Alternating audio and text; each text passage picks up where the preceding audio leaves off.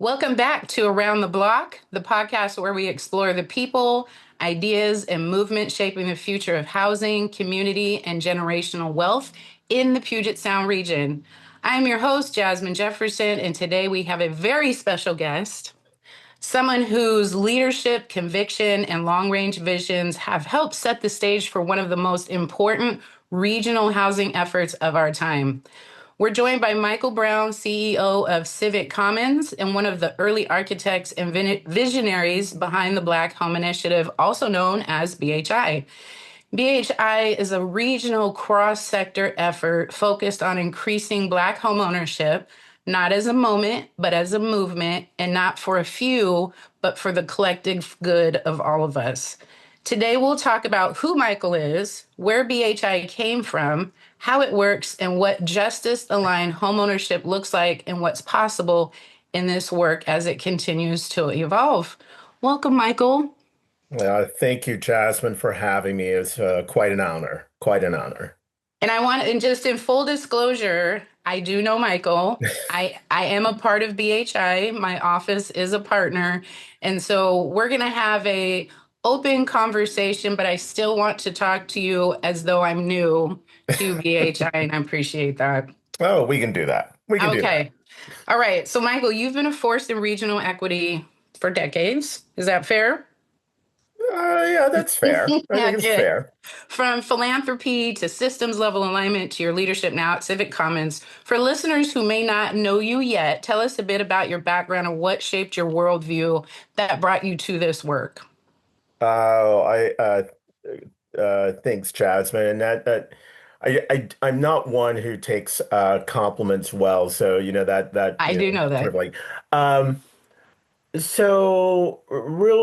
I'll try to keep the Reader's Digest version here.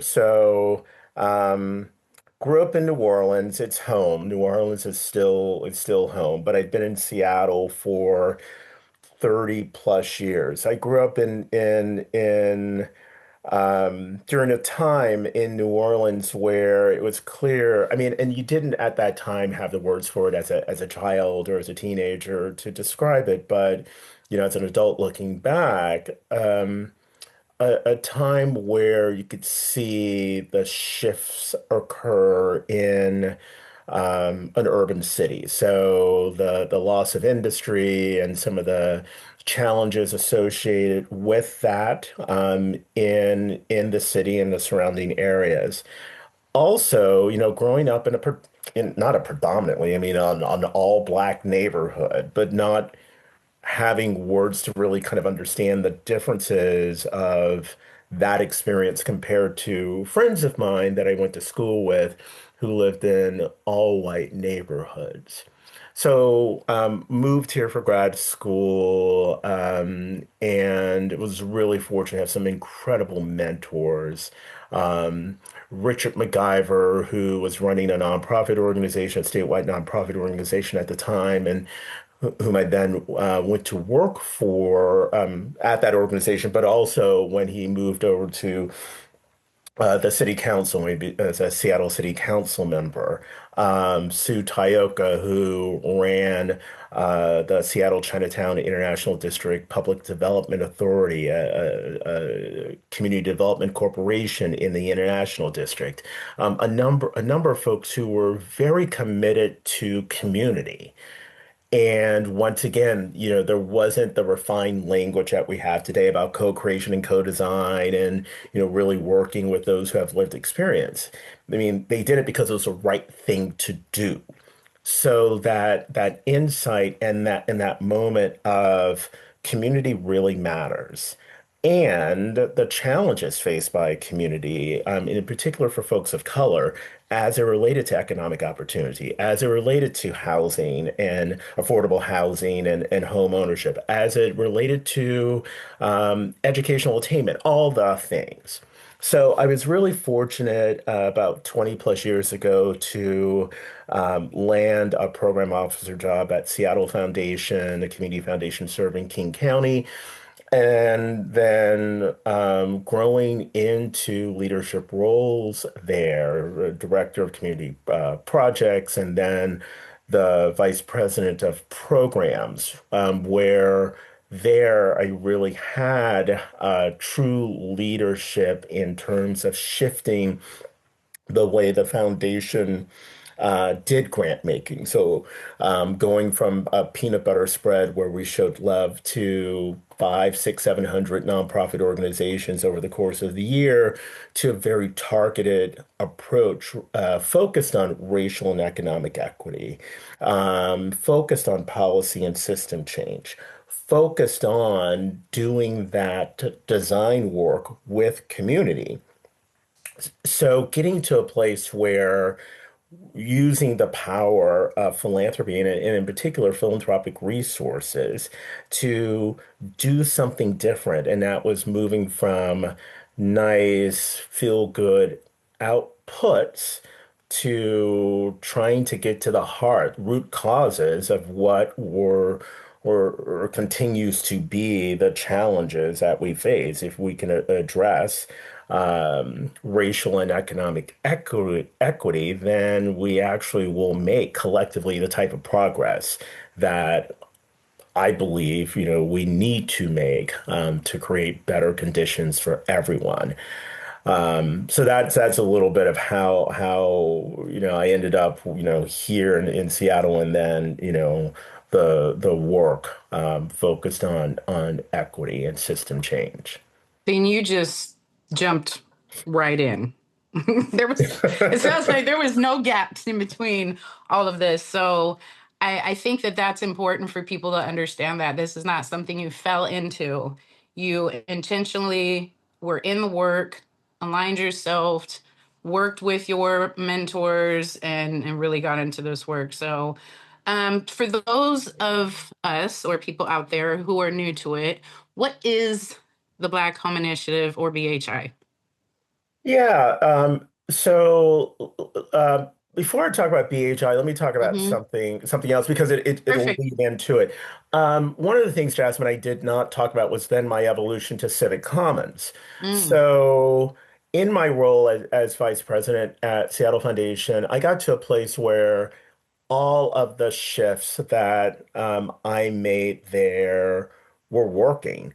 We were seeing real impact related to the things we're funding in partnership with community, related to um, equity outcomes. Also build a really great team. And I realized that I was blocking their way. mm, So I had a long conversation with my boss at the time and basically said, I think it's time for me to transition out. He paused and said, well, yes, that might be true, but let's figure something out to kind of keep you around. So what we came up with was initially an affiliate within Seattle Foundation, but then spun out on its own, an idea called Civic Commons.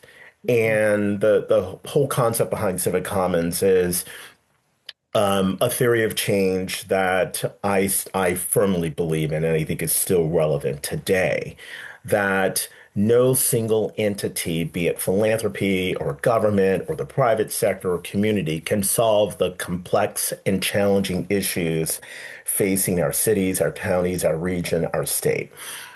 It requires doing something we're not necessarily conditioned to do, and that's building stronger, trusted relationships across those various sectors and within and across community, and then working together in a different way, a more coordinated way that we're leveraging the strengths that each sector and community most definitely brings to the table in order to identify North Star and get to a shared goal.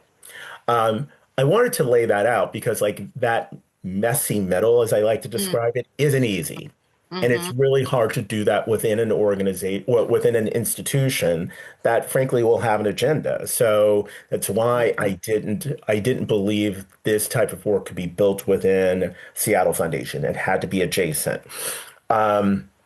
So the Black Home Initiative is illustration of that theory of change of civic commons. So the Black Home Initiative is a big swing within the Puget Sound region to address what's been a challenge historically related to housing opportunity, home ownership opportunities for Black residents of the region. So we take a look at the racial wealth gap and Mhm. we see the challenges faced by Black Americans overall, but let's just stick with this region, Black Washingtonians. 4 in 10, 40% Black Washingtonians have zero net worth. You take a look at home ownership rates and Black families, Black individuals are at the bottom compared to white households and other households. When you take a look at the cost burden households, households that are paying more than 30% of their income for housing, once again, we see Black individuals and Black families at the bottom of those scales. So can I, real quick, Yeah. I want to, as you're talking about this reminds me of rooms that I've been in Mm. where we start stating this data to get into the work, and somebody says, well, why is it that these numbers exist? And I don't want you to go too far in Mm. depth with that type Hmm. of stuff, because if it was that easy to solve, we wouldn't even be here, right? So for people who have that question, well, why is that? Can't they just pull themselves up by their bootstraps and do Yeah. what everybody else is doing? What advice do you have for people who are sincerely and genuinely curious? Jasmine, I love that question, and we've had to answer that question over the lifespan of the Black Home Initiative. So there are layers upon layers, as you know, but just for the audience, um, if we can acknowledge the systemic and institutional racism that's been baked into the system since the birth of this country. Um, obviously, we start with slavery and then we roll into Jim Crow. But the systems that have been built have excluded not just Black Americans, but folks of color, our Indigenous brothers and sisters as well. So, we're fighting against or trying to redress 400 plus years of systemic and institutional racism. Um, and then the layers of redlining that led to segregated neighborhoods and excluded um, Black folks, but once again, folks of color as well, from opportunity of actually gaining wealth, building wealth through home ownership within particular neighborhoods across the country. So the challenges or the work that's been done over many years, yes, some failed efforts around that, and for all sorts of other reasons as well, things that fostered predatory lending, things that really were not built in co-design with those most affected, and frankly, at times a very paternalistic approach to how things were built. All of those things true and existed. So what the Black Home Initiative aimed to do right from the onset was to recognize those things, those barriers that had been in place and those failed attempts, and frankly, do something different.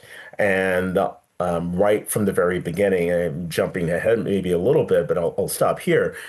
Right from the beginning was learn from the mistakes, but then build something that's going to be more sustainable. And the way you do that is actually weaving together the various sectors that do touch home ownership and including those most impacted by those systemic and institutional racist policies, i.e., Black folks, who are in community working to address be it the racial wealth gap or the home ownership rate.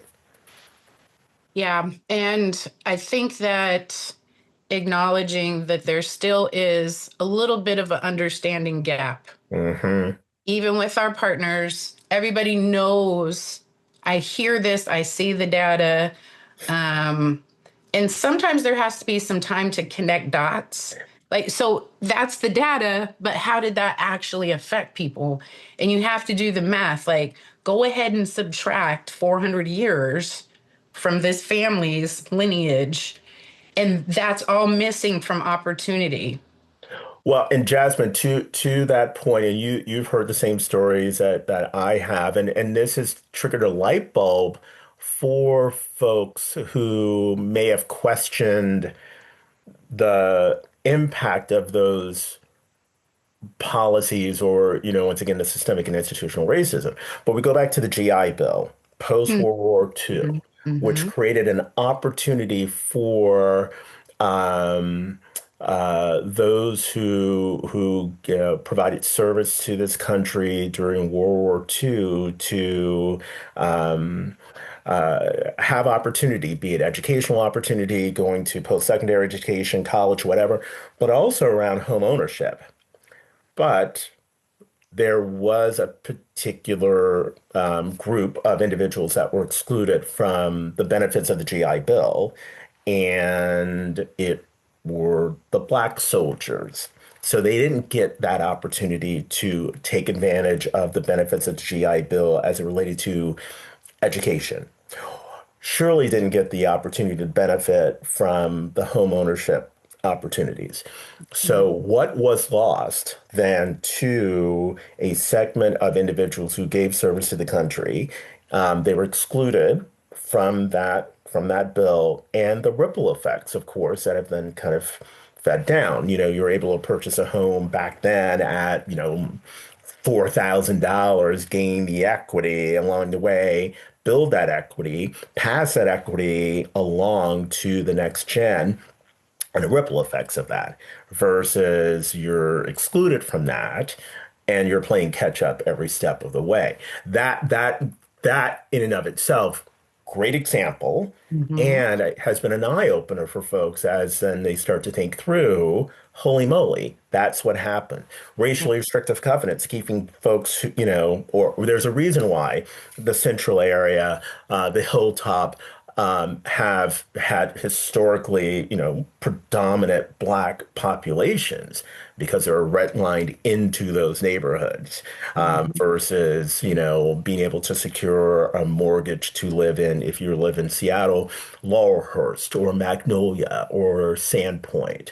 So once again, the opportunity to purchase a home in a high valued neighborhood, build the equity as a result of that asset that you own, and Mm-hmm. then pass that growing asset off to your the next generation.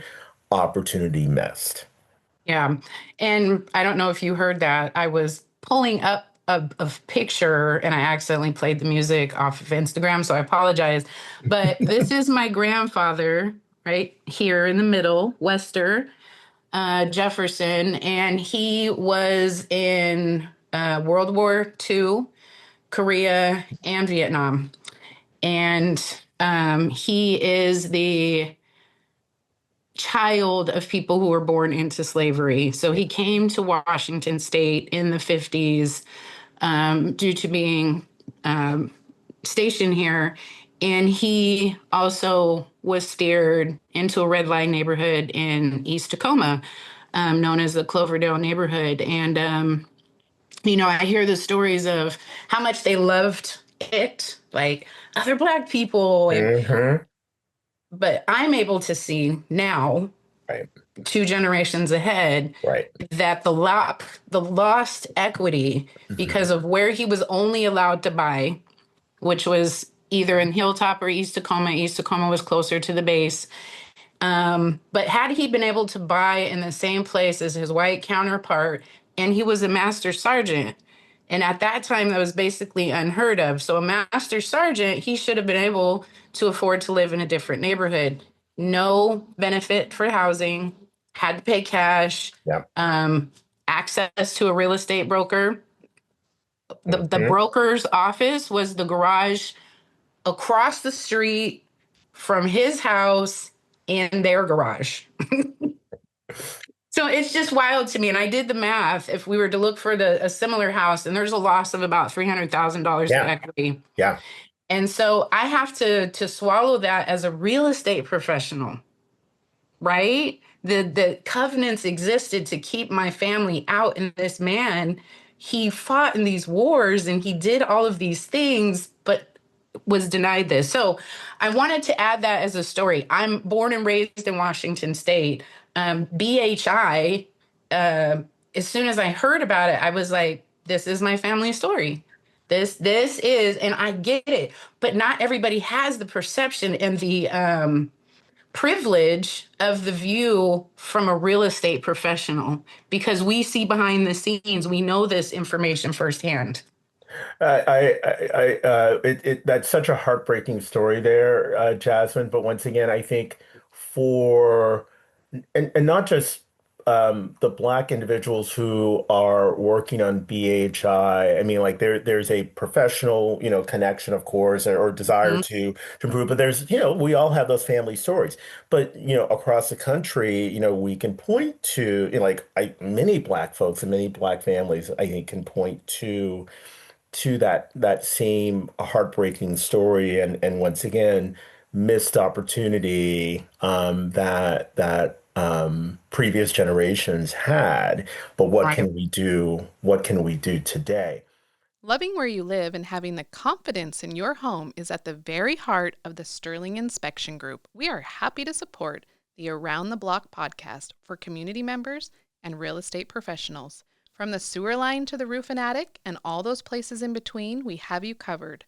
Call 253-841-1128 for your home inspection and let us help you care for your home. Today.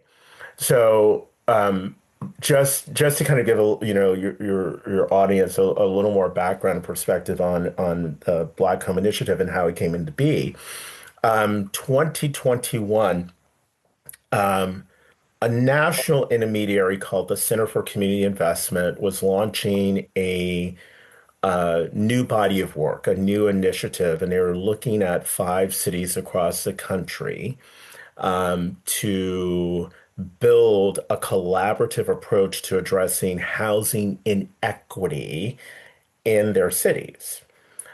So this initiative, led by the Center for Community Investment, was funded nationally by J.P. Morgan Chase. So, and they were interested in 5 cities: Miami, Washington, D.C., Chicago, Los Angeles, and Seattle, around building that collaborative model, and whatever that issue was of housing inequity, and would provide some seed funding and technical assistance support.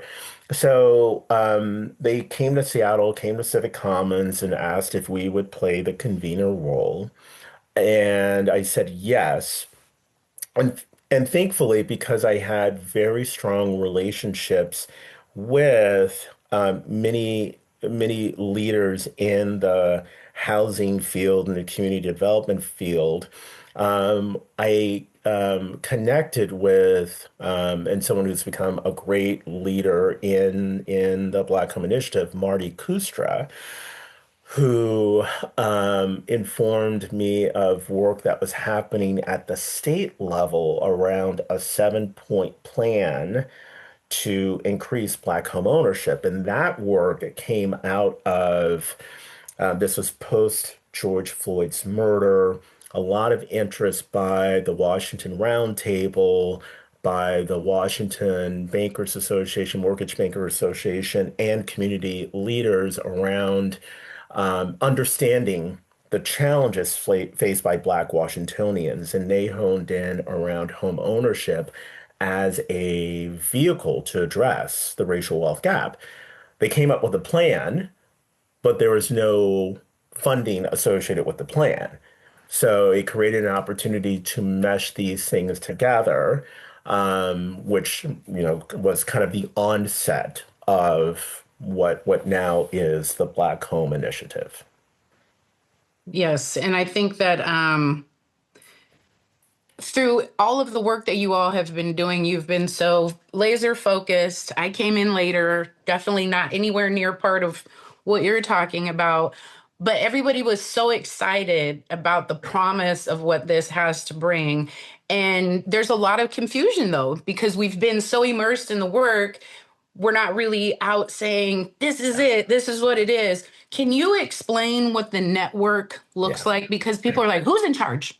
Yeah. Who's running this thing? Yeah. Yeah. No, so this Jasmine, I mean, this is a piece I will acknowledge is super hard, but I hold to because it goes back to that theory of change that I talked about as it relates to the work of Civic Commons. So for Civic Commons, our theory of change is basic but really hard. Our belief is that in order to get to the transformative, we're after the outcomes, not interested in the outputs, after the outcomes. In order to get to transformative racial and economic equity outcomes, positive outcomes, we need to build, and in some cases, rebuild the relational and then do that transactional work together. Um, Given my experience as a grant maker for 2 decades, what I saw was a lot of engagement at the transactional level, forgetting about the relational, like, funders would drop in a community and say, hey, we want to do this thing. And you have to contort yourselves to our priorities and our funding requirements in order to get the money to do it. Or the lack of connection or relationship between the public sector and the private sector sometimes created misalignment around trying to solve issues. So if you could build that collective civic muscle, the relational muscle where there's trust, where, yeah, we're going to get into it and we're not always going to be on the same page, but we're not going to run away from each other. We will work together to to try to resolve the conflict if we have conflict. And then use data, qualitative and quantitative, like the hard numbers, but also the stories of what's actually happening that if you do that, you could build, and we say network, but essentially it's a constellation of partners Mm, working together towards one shared goal they have created. So that's kind of the beauty about BHI. It is not a network. The mm, role of Civic Commons, Michael, Marty, the team that works on BHI and works for Civic Commons, is to be a convener. We use this term weaver. Um, mhm, we're not asking everyone to get into the same boat. Everyone can stay in their same boat. Stay in your boat. We just need to agree that we're heading to the same destination. So that I'm a metaphor guy. So I always kind of talk about it as like it's an armada. We are aligned in terms of the destination we're heading toward, and organization X, government entity Y, real estate broker Z. Are we in agreement in terms of the destination? We are. Great. You might show up, a day later, but we're all heading towards the same place. So the work of BHI, particularly that first year, was really strengthening that relational muscle. And once again, it's not a Michael Marty kind of dictating, here's what we're doing, but mhm, it's an engagement approach, working with for-profit developers and nonprofit developers, realtors, um, financial institutions, philanthropy, the public sector, all of it is really difficult work because, as we know, if we're doing this really complex, complicated work, folks have been working on various aspects of the issue for a long period of time. But in some cases, like they may not like working with each other, or in some cases, they don't want to work with each other. I mean, Right. there's a lot of distrust of financial institutions in the Black community because of, oh, I don't know, redlining and past behavior. And real estate brokers, realtors. Exactly, exactly. So the relationship building aspect and getting to that place, and the theory of change for us is that the reason to do a network versus an organization is that a network gives you more agility. It allows for more adaptability, around trying to move towards the outcome. But also, it's more sustainable because leadership does not reside in one institution. It resides in every institution. But woven together, it becomes a bit of a hive. Hmm. And once again, it's incredibly hard. It's difficult, but the work that we have seen over 4.5 years of a network hive working collaboratively has gotten so much work done and have moved so far than if it was just one institution or one sector on its own trying to do this work. I love that you compared it to a constellation because network still gives a very structured Mhm. visual. The constellation, and this is the first time I've heard you say this, and it is a beautiful constellation, and everything you said is completely interwoven in that. And we only have a few more minutes left. I feel like we could just My we gosh. 30 minutes went by so fast. Yeah. I feel like we could continue this, and I appreciate you. I could be Um, your second, this might be your second to last. I could do your last one as well. okay. Um, but what's your, and I know this is going to be a hard question, but we do hard things. What to date is your single most proudest or excited? Because if I say proud, then it Yeah. might be people Yeah. think you have ownership over it. But seeing the work come together, what is the thing that you are most proud of that the Constellation's been able to do? Jasmine, it's what you just said. It's seeing so many people invested in the work. So when we first started, it was myself, Marty, and a small group of what we call core team of 6, 7 folks. And then, the ripple effects out. And here we sit right now, once again, 4.5 years later, and we talk within the Black Home Initiative Network. We talk about, 120 organizational partners. Yes, that's true. But it's not just 120 organizational partners. It's hundreds of Hmm. individuals that are working collaboratively on this. But the thing that really gives me kind of then oh my gosh, we really, we really got this thing going. It's not about the number of partners that we have, and it's not about the number of people who are working on the thing. It's number of new homeowners within the King, Pierce, Thurston region that we are seeing. It's also seeing on the supply side the number of emerging developers of color who are out there building home ownership opportunities for folks. That's the thing for me that today could be my last day working. I retire, and I would still hold this as one of the best things I've ever been involved with because it's not just one, it's not two, it's hundreds of folks moving collectively and producing tangible outcomes for people who may not have had hope or didn't think it was possible. And it's just the start. It is not the end of the journey. Absolutely. The evolution, the next chapter, it's exciting. But like I said, we're getting down to the end here, and we do have a partner summit coming up in February. It's going to be the second partner summit. We have a full blown website that has all of the information. And you mentioned some numbers and how many Mhm. people. And there is information on the goals that BHI set out to achieve. But why don't you tell us where we're at today?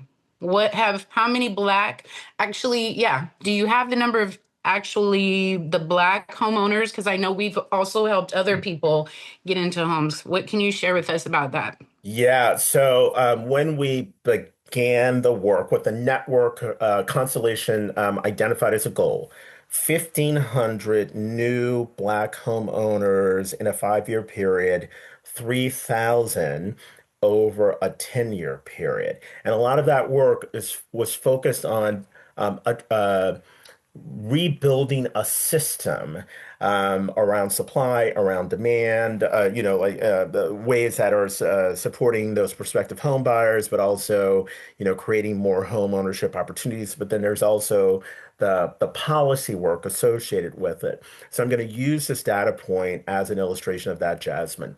So, through the leadership of the Black Home Initiative, a significant piece of legislation that was passed by the state, I think it was 2.5 years ago. It's called the Covenant Home Ownership Act. And it was Mm-hmm. the state's way of acknowledging its role with racially restrictive housing covenants. So the Covenant Home Ownership Act is meant to support those who were most impacted or the descendants of those impacted by those racially restricted housing covenants. So it could be Black folks, it could be Asian folks, Latino, like whatever. Anyone who was harmed by racially restrictive housing covenants. That it led to a program that was launched 18 months ago. That program, by the end of the year, will have supported 1,000 new homeowners with down payment assistance. Of that, almost 1,000, 62% of those individuals, Black homeowners. Mm-hmm. So, and I'll close here. So, well on the way towards the 1,500. But what's amazing, and it's a reminder, while the name is the Black Home Initiative, the work was intentional around we're trying to create opportunity for those furthest from opportunity. But knowing that the work that we would do would shift the system, we knew also it would benefit everyone. And I think that's one of the things, this will, be my last statement, but, given the year and the focus at various levels around DEI and making that a dirty, dirty word, dirty language, and all the things. Um, the belief that we all do better when we all do better is still at the heart of the Black Home Initiative. So yes, a targeted approach, a targeted focus on addressing the challenges faced by Black individuals and families. Yes. And also building systems that are going to produce better outcomes for everyone. We stand resolved as it relates to that. Absolutely. And thank you. That was a great way to um, close out with your comments on that. And yeah, I want to just thank you so much for sharing your time, your wisdom, your heart. The work of BHI is not just about closing the gap, it's about rebuilding access, dignity, um, and opportunity for Black families throughout the region. And like you said beautifully, it will help everyone by doing that. And for our listeners, if you want to learn more, get connected, or support the movement, visit blackhomeinitiative.org or find your local partners who are doing this work on the ground. And I am Jasmyn Jefferson. This has been Around the Block, your podcast with TAPCAR, the Tacoma-Pierce County Association of Realtors, where we believe that when communities have what they need, everyone thrives. So until next time, stay engaged, stay inspired, and stay committed to building the future we all deserve. Thank you, Michael. Thank you, Jasmine.